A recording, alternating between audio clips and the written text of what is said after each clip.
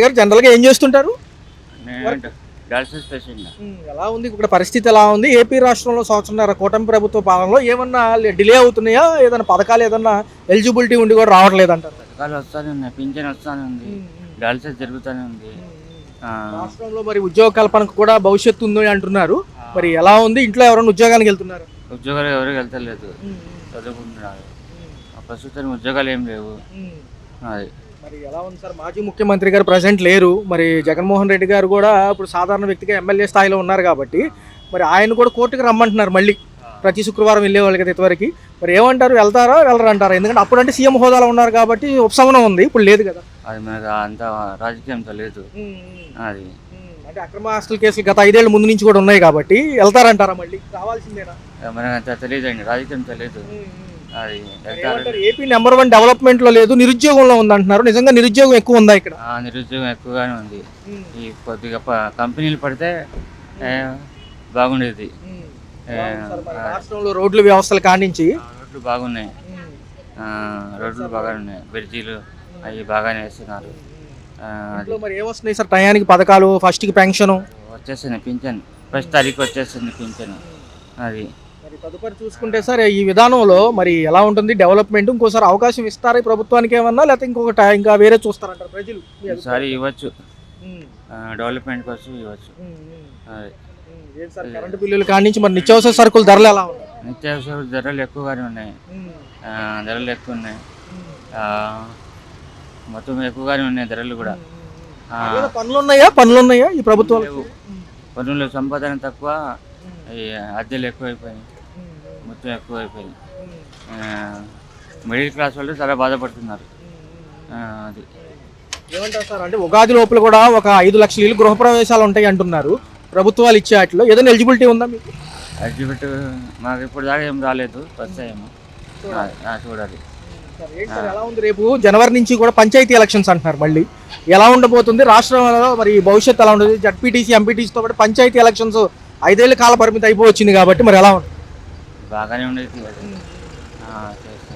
TDP కదా వస్తాను, బాగానే ఉండేది. అది పర్లేదా? పనులన్నీ జరుగుతున్నాయా? ఏదన్నా కావాలని వెళ్ళిన సచివాలయాలకి జరుగుతుంది, పనులన్నీ జరుగుతున్నాయి. పరిపాలనలో రాష్ట్రంలో ఏం అంశాలు బాగున్నాయి? అందులో సంక్షేమ పథకాల లిస్టులో ఎన్ని బాగా ఫాస్ట్గా వస్తున్నాయి, ఏవి స్లోగా వస్తున్నాయి? అదే పెన్షన్ రాపించుకోవాలా, ఇప్పుడు దాకా వదల మాకు కాలు లేదు సరిగా. ఏమంటున్నారు? ఆల్రెడీ లిస్టులో యాడ్ చేశారు. ఇప్పుడు దాకా ఏం చెప్పట్లా అసలు.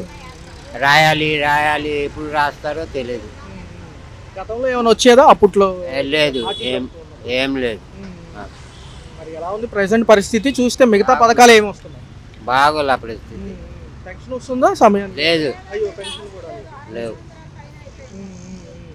అది వరదల్లో మాకు కాలు కట్ అయిపోయింది, తెగిపోయింది, ఏం రావట్లేదు. ఇల్లు కూడా లేదు మాకు. తెచ్చుకో మొన్నటి దాకా చేశారు, ఇప్పుడు కళ్ళు కూడా కనపడతలేదు. కొంచెం పెన్షన్ రాపిండి అంటే ఇంకా వదలలేదమ్మా, ఇంకా వదలలేదమ్మా అంటున్నారు. ఇబ్బందులు ఉన్నాయా మేడం ఇంట్లో? అదే ఇల్లు గడుస్తానికే కదండి ఇబ్బంది, అదే ఉంది, ఏం లేదు. ఆర్థిక సాయం కూడా చేసేవాళ్ళు లేరు. వెళ్దాం అనుకున్నా ఎక్కడికి వెళ్ళాలో మనకు తెలుస్తా. మొన్న ఏమో సుందరయ్య నగర్లో ఇది జరిగింది. మొన్న వారం, ఇవాళ 9 రోజులైంది ఇటు సింగనగర్ వచ్చాం అద్దెకి. ఇప్పుడు ఆయన దగ్గరికి వెళ్దాం, బోండా ఉమా గారి దగ్గరికి అనుకుంటున్నాం. ఏం చేయాలో అర్థం అవట్లా. సంవత్సరంన్నర అవుతుంది ప్రభుత్వాలు, కొత్త ప్రభుత్వాలు వచ్చి కూడా. ఏదన్నా ఉపశమనంగా ఉందా? ఏదన్నా రెస్పాన్స్ ఉందా? అడిగిలేదులేండి, వెళ్ళినోళ్ళకి వదిలిపెడతలేదు. ఏం చేస్తాం మనకు తెలియక వెళ్ళలేదు అంతేలేండి. వాళ్ళకే చెప్పేది లేదు, ఇప్పుడు ఎవరికి చెప్పేది ఏం లేదు. వాళ్ళ చేతనైంది వాళ్ళు చేస్తున్నారు కదండి, మనం చెప్పకూడదు అలాగా, తప్పు. వయసు ఎంత ఉంటుంది? వయసు 60 సంవత్సరాల పైన ఉండేయండి. పింఛన్ రాయలేదు. ఇప్పుడు ఆయన దగ్గరికి వెళ్ళి రాపిస్తాం అనుకున్నాం అండి. 60 సంవత్సరాల పైనే ఉంది. కొంచెం ఇల్లు గడుస్తాం కష్టం అయిపోయింది. కళ్ళు కూడా దెబ్బతిన్నాయండి. ఇంట్లో ఉద్యోగాలు ఏమైనా వచ్చినాయి పిల్లలకి, మనవరాలకి? ఆడపిల్లేనండి, ఆడపిల్లకి పెళ్లి చేసేసామండి. అమ్మాయి అయితే మన అమ్మాయిలే కానీ అల్లుడు బయట అయినే కదండి. కొంచెం మాకే ఇబ్బందిగా ఉంది. ఆడపిల్ల నిత్యావసర సరుకుల ధరలతో పాటు కరెంటు బిల్లు ఏమైనా ఇబ్బందిగా ఉంది? కరెంటు బిల్లు అంటే అక్కడ బాగానే వచ్చేదండి, 1000 రూపాయలు కట్టాం. మళ్ళీ ఇవాళ ఇటు వచ్చాం కొత్త కదా, ఎంత వచ్చిందో తెలియదండి. చూస్తే గతంలో చూసుకున్నట్లయితే ఏపీ డెవలప్మెంట్ వైపుగా ఫాస్ట్గా వెళ్తుంది అంటున్నారు, అంటే అభివృద్ధి పరంగా. ఇక్కడేమో మరి నిరుద్యోగం ఎక్కువ ఉంది అంటున్నారు. నిజమే, చాలా మందికి ఉద్యోగాలు కూడా పాపం లేవు అంటున్నారు ఇక్కడ. లేవంటే అవి ఎప్పుడు ఉండేవి కదండి, కొందరికి ఉంటాయి కొందరికి ఉండవులేండి. పర్లేదు, అప్పుడు జగన్మోహన్ రెడ్డి గారి ప్రభుత్వంలో ఎలా ఉంది అప్పుడు? అప్పటికప్పుడు ఉంది, ఇప్పటికిప్పుడు ఉంది. ఏంటంటే రేట్లు ఎక్కువ ఉన్నాయండి అంతే. అంటే ఉద్యోగస్తుడికి అయితే పర్వాలా, పేదోడికి అయితే కొంచెం కష్టంగా ఉంది అంతే. దగ్గర అయితే పెన్షన్ వస్తే బాగుంటుంది అంటారు, ఉపశమనంగా ఉంటుంది. ఓకే మేడం చెప్పండి. అదే మేడం, కొంచెం పెన్షన్ ఇది అప్లికబుల్ అయితే బాగుంటుంది అంటారు. అంతే కదండి, కొంచెం మేము కూడా బతకాలి కదా. లైఫ్ లో బాగానే బతికాము, ఇప్పుడు ఆడికి వచ్చేటప్పటికి ఏం లేకుండా అయిపోయింది మా పరిస్థితి. ఇన్ఫర్మేషన్ ఇస్తున్నారు, వెళ్తే అసలు ఏం ఇటు వచ్చినాక వెళ్ళలేదండి, వాళ్ళకి 9 రోజులు అటు వెళ్ళామండి. అటు వెళ్తే వదలలేదమ్మా అని అన్నారు, కాగితాలన్నీ చేపించాం. అది జరిగింది. ఉంది సార్, ఈ పాలనకు సంబంధించి కూడా సంవత్సరంన్నర చూశారు. మిగతా సంక్షేమ పథకాలు ఏదైనా డిలే ఉందా, పర్లేదా? సంక్షేమ పథకాలు అంటే మాకైతే ఏం రాలేదండి. మా సూపర్ 6 లో ఒకటన్న పిల్లలకి డబ్బులు అన్నా అంటే మా పిల్లలు పెద్ద పిల్లలు అండి. అంటే కొంతమంది వచ్చాయంటున్నారు, కొంతమంది రాలేదంటున్నారు. అది ఎలా ఉంది సార్ అంటే డెవలప్మెంట్ వైపుగా ఫోకస్, అందులోనూ కూడా ఉగాది కల్లా ఒక 6 లక్షలు 5 లక్షల గృహాలు కూడా గృహప్రవేశం అంటున్నారు ప్రభుత్వం ఇచ్చే ఇళ్ళకి.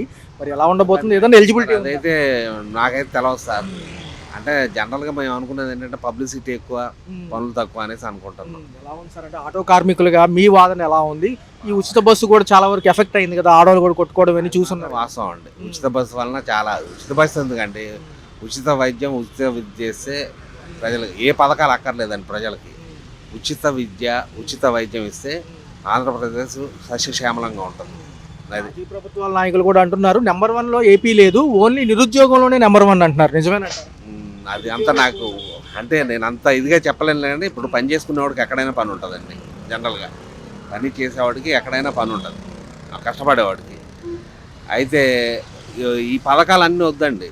నేను కోరుకునేది ఏంటంటే పథకాలు వద్దు, ఉచిత వైద్యం ఉచిత విద్య, ఈ 2 ఇస్తే సరిపోతాయి. నిరుద్యోగం గురించి ఏమంటారు? యువత కూడా ఉన్నారు కదా, ఎదురు చూస్తున్నారు. అంటే ఏపీ డెవలప్మెంట్లో నెంబర్ 1గా ఉన్న ప్రస్తుత ప్రభుత్వాలు అంటే మాజీ ప్రభుత్వాలు ఏమంటున్నాయి అంటే నిరుద్యోగంలోనే నెంబర్ 1గా ఉందంటారు. అంటే సంవత్సరాల కాల పాలనలో కూడా పథకాల్లో ఫోకస్ చేశారు, కానీ మరి ఉద్యోగాలు ఉద్యోగాలు అంటే మరి ఉన్నాయి.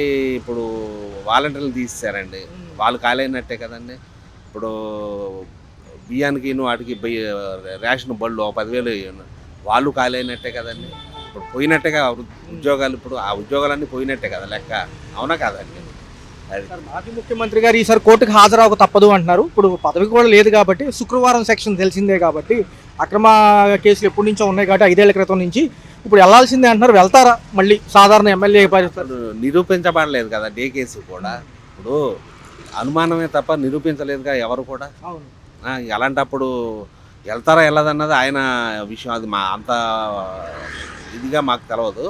కాకపోతే ఏ కేసు కూడా నిజమనేసి నిరూపించలేకపోయారు ఇప్పటికి, అవునా కాదండి?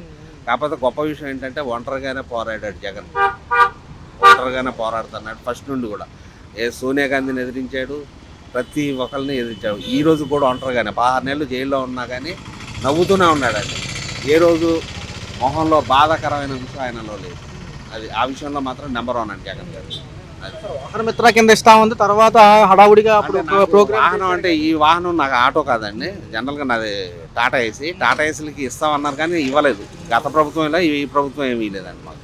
ఎలా ఉంది సార్, జగన్మోహన్ రెడ్డి గారు ఏ విపత్తు వచ్చినా ముందెళ్ళి పరామర్శిస్తున్నారు. మొన్న మోందా తుఫాను కూడా రైతులను కలిసి వచ్చారు. మరి నష్టపడి మీకు దాని గురించి నేను ఇందాక చెప్పాను, ఒంటరిగా ఉన్న నెంబర్ 1గా చేశాడని. మేమైతే జగన్ గారి ప్రభుత్వం నెంబర్ 1 అంటాం.